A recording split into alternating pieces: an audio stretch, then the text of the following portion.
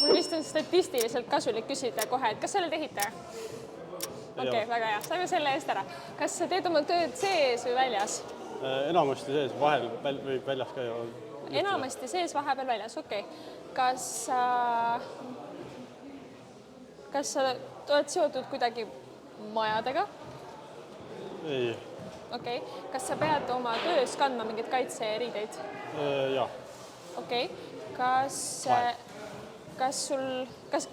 see kaitseriietus on nagu selles mõttes, et kui sa seda ei kanna, siis on eluohtlik olukorda või see lihtsalt nii-öelda värvi ja muu sellise kaitseks?